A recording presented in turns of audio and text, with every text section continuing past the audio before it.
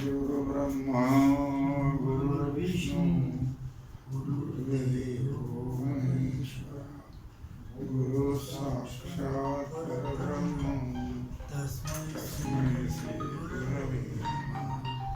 शंकरं शंकराचार्यं केशवं बादरायणं सूत्रभाष्यकृतौ वन्दे भगवन्तौ पुनः पुनः।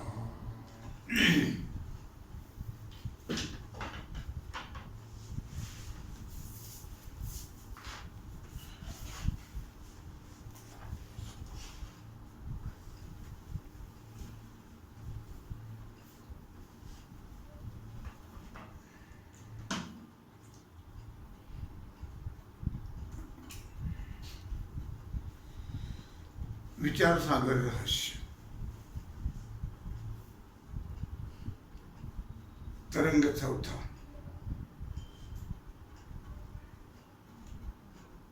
हेडिंग 12 अनिर्वचनीय शब्दाचे अर्थाविषयी शंका व समाधान।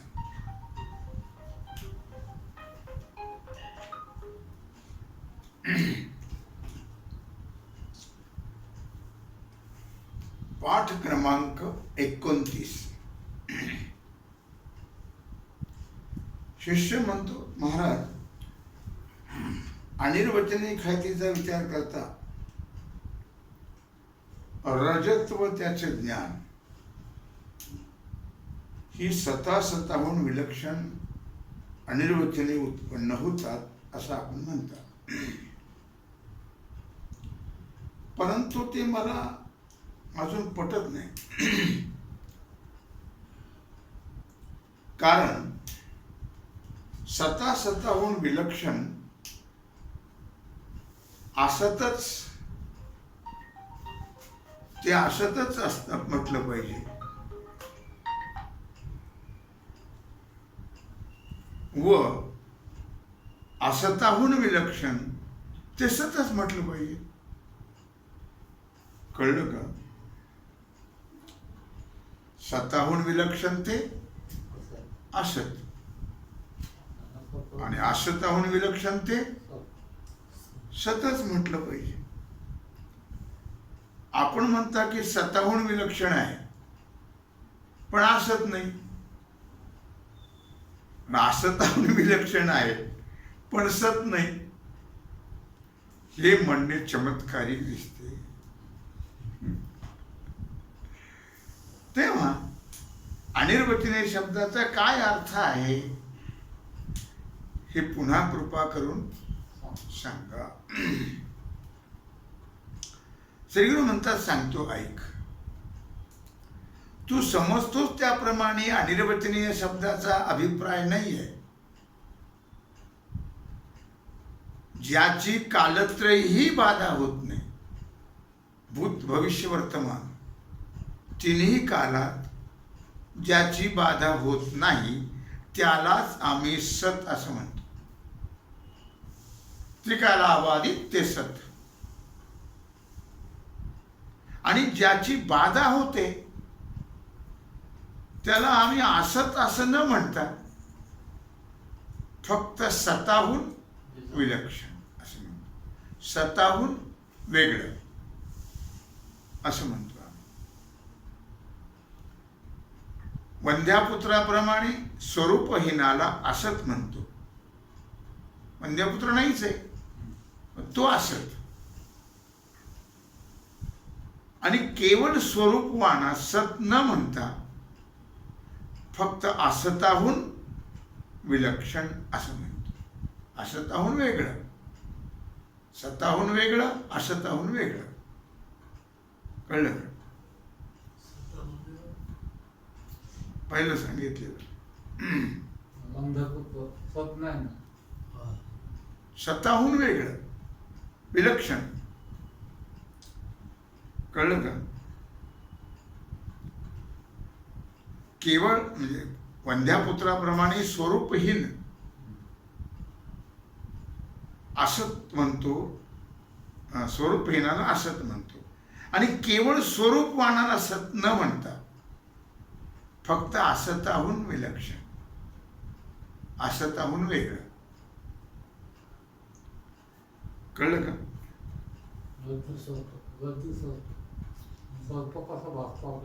सर्प ही रज्जू ज्ञानाने बाधित आहे की नाही? रज्जूचं ज्ञान झालं की तो बाधित होतो.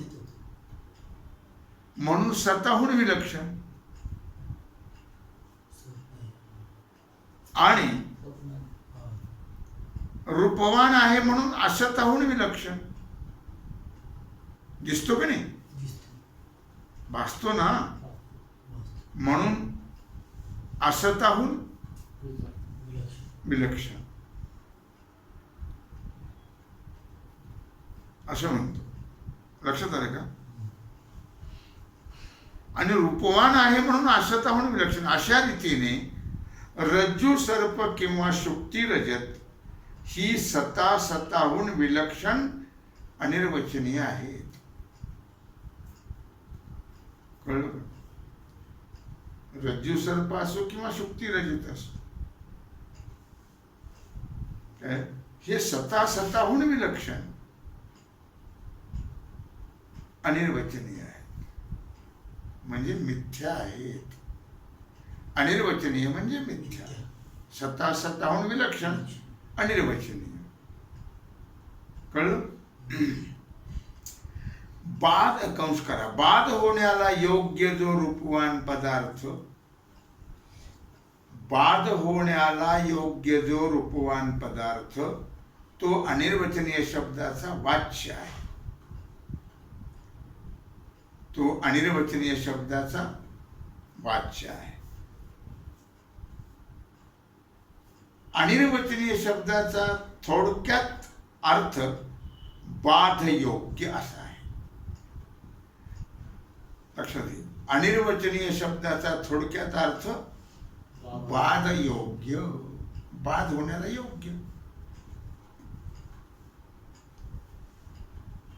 हे यथार्थ समजलं म्हणजे तुझं समाधान होईल. हे यथार्थ कळलं पाहिजे म्हणजे तुझं समाधान होईल. आता हेडिंग 13 कळलं का नाही? काय कळलं नाही ते विचार. फक्त हे असत नाही ना का? काय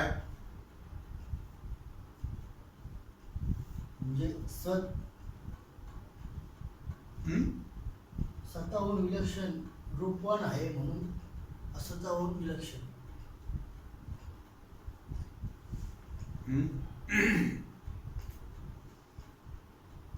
फक्त असताहून विलक्षण असे म्हणतो. रूपवानास सत न म्हणता फक्त असताहून विलक्षण असे म्हणतो. असताहून विलक्षण वेगळं. रूपवान म्हणजे ते भासतं ना, ते भासतं. हा म्हणून रूपवान नसतं. हा भासलं भासतं पण ते नसतं. असत्य नसतं. नाही असं. भास हा म्हणजे भास म्हणजे भ्रमाने भासतो तो. न कळल्यामुळे भास आहे फक्त. कळलं का? त्याचा असत आणि जे वांधपुत्र आहे ना ते पण असत होते. पण याला स्वतःहून निर्लक्षण अनिर्वचनीय. जे भासतं त्याला अनिर्वचनीय. आता 13व हेडिंग सत्ख्यातीच्या प्रामाण्याविषयी शंका व समाधान.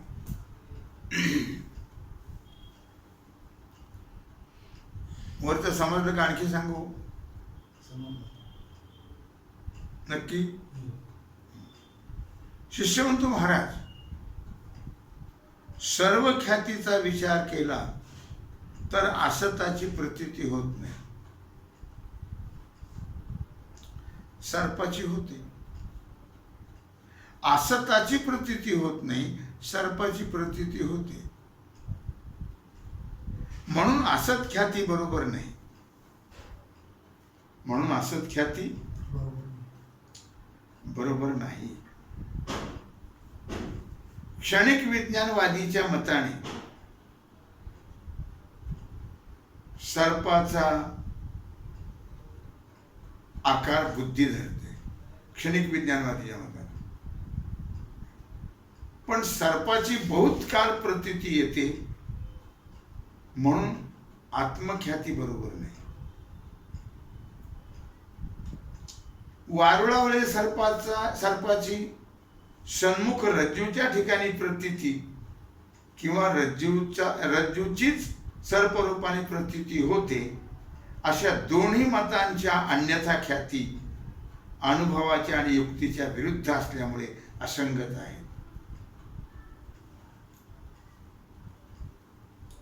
सर्पांशामध्ये स्मृती मानणं हे भयकंपाली पुढील व्यवहाराशी जमत नाही. आठवण झालं कुठे भीती वाटते का? आणि थरकापही होत नाही. आठवणीला कसं होईल? केव्हा तरी वाघ पाहिल्यासारखं शीतन आता म्हणतो मला आठवण झाली, भीती वाटली, असं होतं का? नाही होत. म्हणून अख्यातीही बरोबर नाही. आता सत्ख्याती आणि कळलं का? शंका चाललेली आहे. आता सत्ख्याती आणि अनिर्वचनीय ख्याती याच्यामध्ये मंद अंधकाराचे दोष आणि सर्पाची उत्पत्ती लक्षात आलं का? सत्ख्याती आणि अनिर्वचनीय ख्याती यामध्ये मंद अंधकाराचे दोष आहे आणि सर्पाची उत्पत्ती आहे मंद अंधकारामुळे, दोरी न कळल्यामुळे.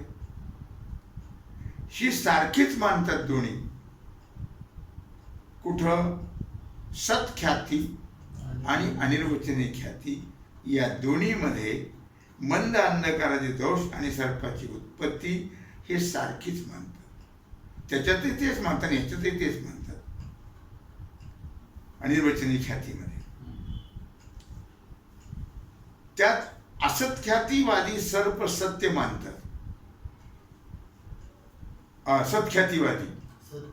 सत्ख्यातीवादी सर्प काय म्हणतात? सत मानतात, सत्य मानतात. आणि वेदांती अनिर्वचनीय म्हणजे मिथ्या मानतात. अनिर्वचनीय म्हणजे मिथ्या मानतात. ते सत्ख्यातीवादी सत्य मानतात आणि वेदांती अनिर्वचनीय म्हणजे मिथ्या मानतात. एवढाच काय तो फरक आहे. सर्प प्रतीतीची व्यवस्था दोन्ही मतात सारखीच आहे, सत्ख्याती मतात आणि वेदांत मतात.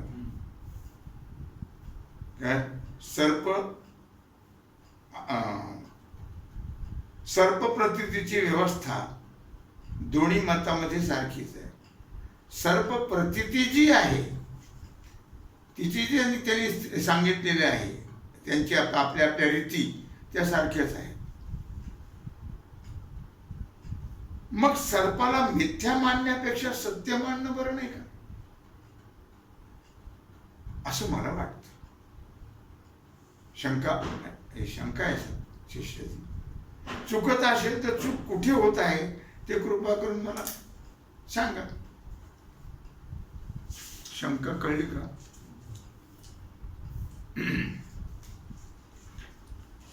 आता श्रीगुरु शंकेचं समाधान सांगत आहे. हे शिष्य, सत्ख्याती ही अनुभवाच्या विरुद्ध आहे. अनुभवाच्या विरुद्धच आहे. कसं ते पहा. ज्या क्षणी शुक्तीच्या ठिकाणी रजताचा भ्रम होतो, कळलं का? शुक्तीच्या ठिकाणी म्हणजे शिंपीच्या ठिकाणी रजताचा भ्रम होतो. हे रजत आहे असं वाटतं. त्याच क्षणी सत्य रजताची उत्पत्ती होते असं सत्ख्यातीवाद्याचं मत आहे. एवढं शहाणपण आहे बघा. ज्या क्षणी प्रतीती होते त्याच क्षणी उत्पत्ती होते. म्हणजे जाऊ द्या सोनाराच्या दुकानात.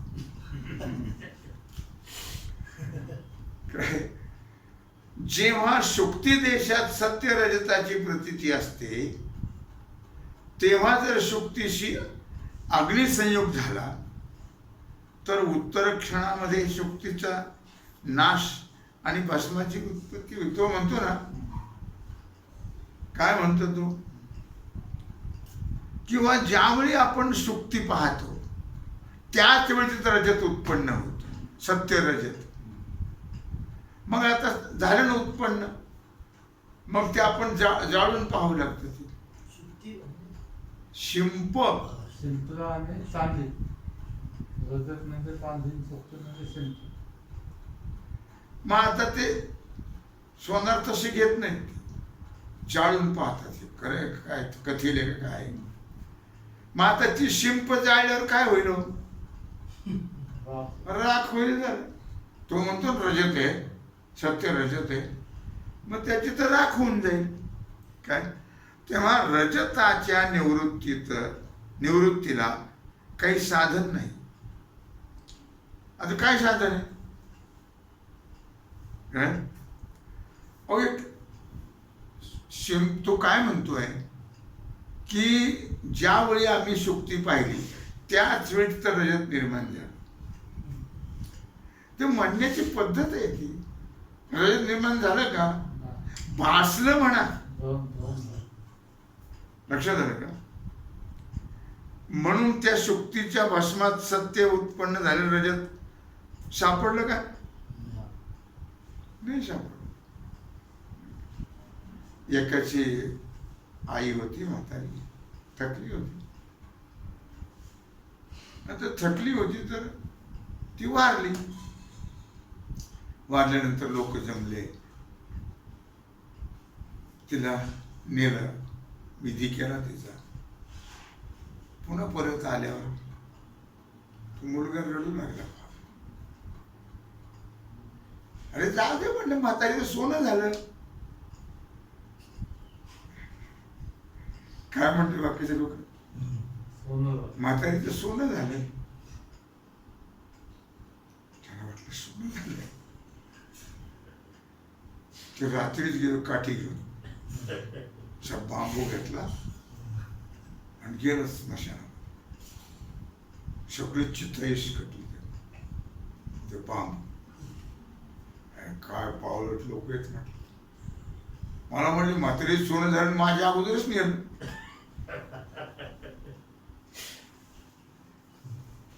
सकाळच्या प्रभाती सावड्या नाही करता पुन्हा जमले लोक. हा रडू लागला. अरे जाऊ दे म्हटले, कशाला रडतो? थकली होती म्हातारी, खूप त्रास होत होता, तिचं सोनं झालं. अरे म्हणजे मला सोनं झालं सांगितलं, माझ्या अगोदरच नेलं तुम्ही काढून. म्हटले वेळ्या सोनं झालं, आता आता चांगलं झालं. प्रत्यक्षात सोनं नाही. तस शुक्तीच्या राखेमध्ये जर तू बसला पाहत तर रजत सापडेल का? नाही सापडणार. जर असं म्हणेल किंवा अग्निसंबंधाने शुक्तीप्रमाणे रजताचंही भस्म झालं म्हणून रजत सापडत नाही, हे म्हणणं बरोबर नाही. कारण रजत ही धातू आहे, तिचं गंधकादी संबंध वाचून केवळ अग्निसंयोगाने भस्म होणार नाही. कळलं?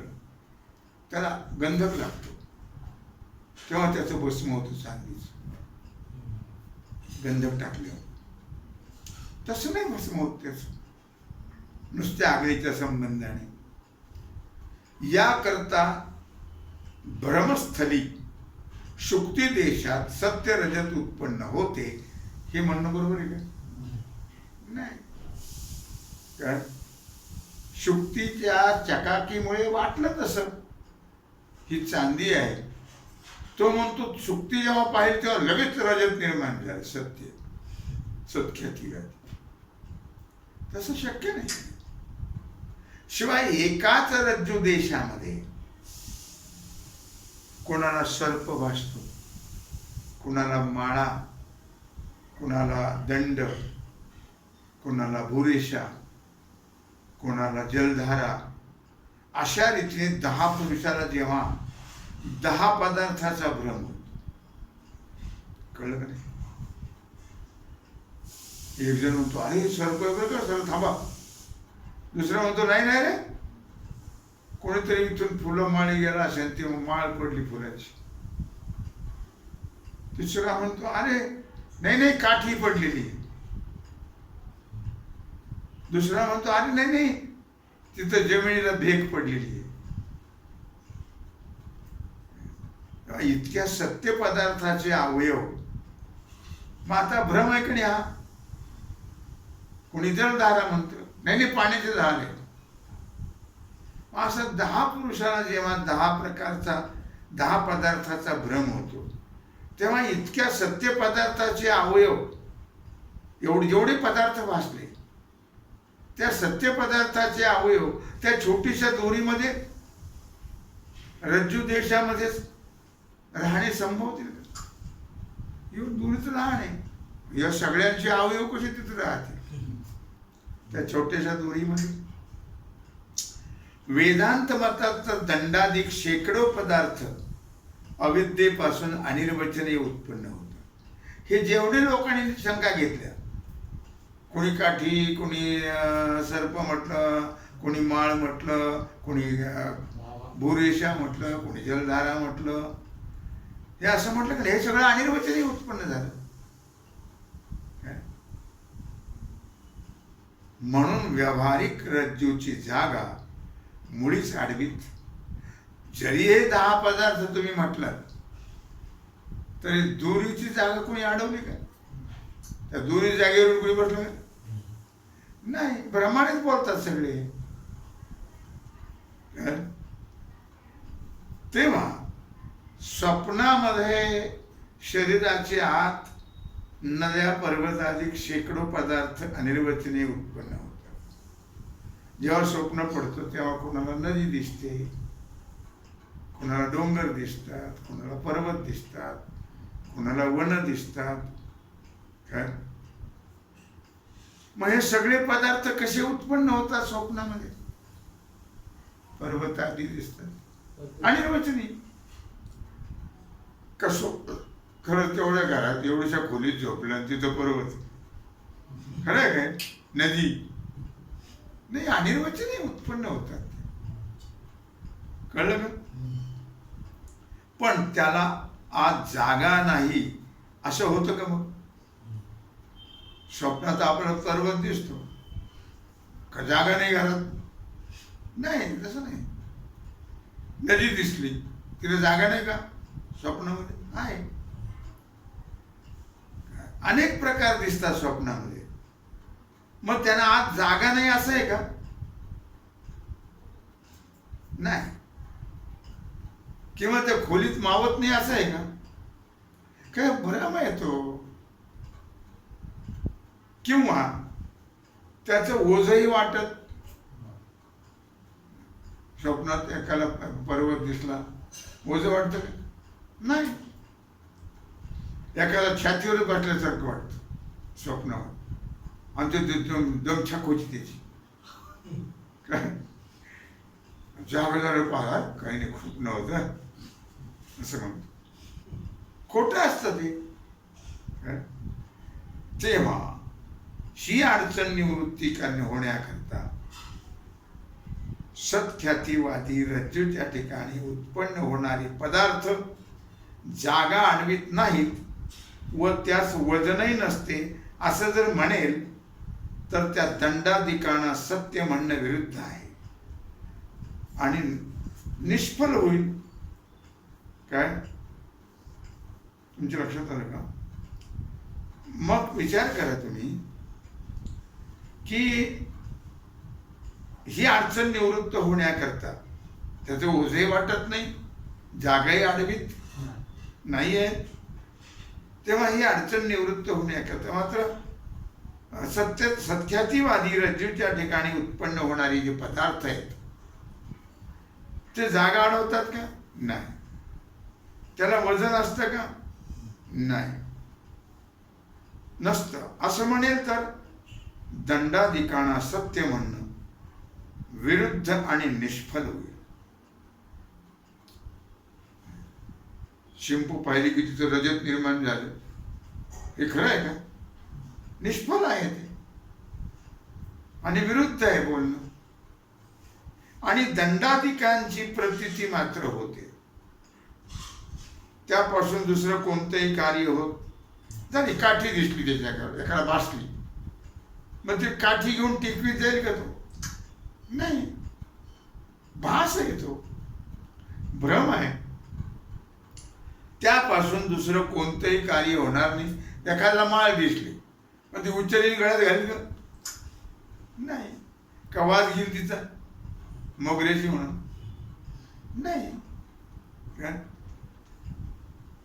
तेव्हा असं म्हणेल तर काय, त्यापासून दुसरं कुठलंच कार्य होत नाही, कारण ते प्रतीती मात्र आहे ना, भासमान आहे ते, भास आहे, फक्त भ्रम आहे. म्हणून त्याच्यापासून कुठलंही कार्य होत असं म्हणेल तर अनिर्वचनीय ख्यातीचेच मत सिद्ध झाले. मग त्याला हे सगळं भासलं आम्हाला, पण त्याच्यापासून काहीच होणार नाही. आणि मग अनिर्वचनीय ते सांगतात ना, काय तो जर म्हटला की वा हा सगळा भास आहे, याचा काहीच उपयोग नाहीच, उपयोग होत काहीचा. काही जरी पदार्थ भासले स्वप्नामध्ये, त्याचा काही उपयोग होतो का? नाही होत. मग ते कसं आहे, मिथ्या आहे. तसं अनिर्वचनीय सुद्धा ख्यातीवादी मिथ्याच म्हणतात ते, त्यांचं दुसरं काय म्हणणं आहे.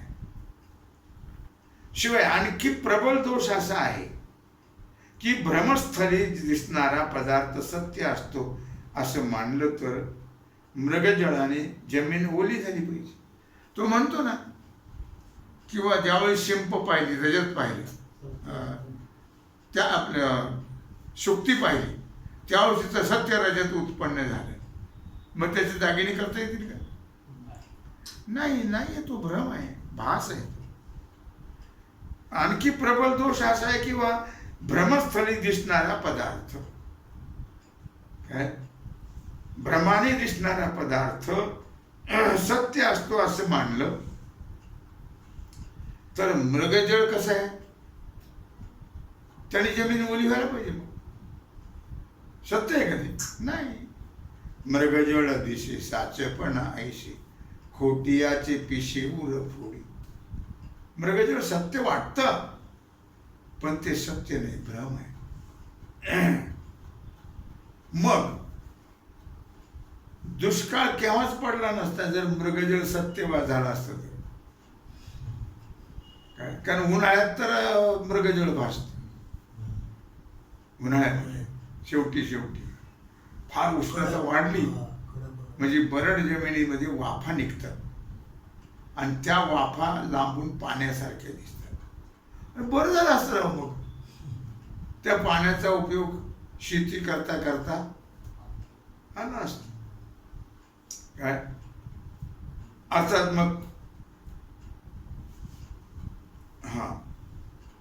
दुष्काळ केव्हाही पडला नसता, त्या पाण्याचा उपयोग करता आला नसता. किंवा स्वच्छ केलेल्या कापसाच्या ढिगाऱ्यावर, काय म्हणतात ते, स्वच्छ केलेल्या कापसाच्या ढिगाऱ्यावर त्याच्यावर कचरा बिचरा काढलेला आहे, जरा कचरा लागतो ना पाल्याचा, स्वच्छ केलेला कापूस आहे आणि त्याच्यावर लाल गुंजा ठेवल्या. काय ठेवल्या? लाल गुंजा, लाल भडक रंगाच्या गुंजाचा पुंजका ठेवला त्याच्यावर. तर त्या ठिकाणी आमच्या मताने अग्नीचा भ्रम होतो. त्या लाल गुंजामुळे असं वाटतं कापसाला आग लागली काय असं वाटतं. तो अग्नी तर सत्य मानला, जर सत्य मानला तर कापूस जळून गेला पाहिजे. मग भ्रम आहे का खरा आहे तो अग्नी? अग्नी गुंजामुळे असं वाटलं की बा अग्नी लागल्यासारखा दिसला तो.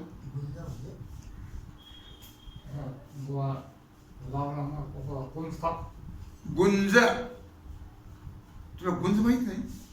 नंतर सांग. लक्षामध्ये तो गुंजाचा पुंजका ठेवला तर काय होतं? आगीला दिस कापसाला, त्या पांढऱ्या कापसामध्ये मग जळून गेला पाहिजे कापूस, जळत तर नाही. काय? म्हणून सत्ख्यातिमत असंगत आहे. सत्ख्यातिमत कसं आहे? असंगत आहे. लक्षामध्ये. शिवाय दोषयुक्त कारणापासून उत्पन्न होणारा पदार्थ फक्त त्या दोषवानालाच दिसतो.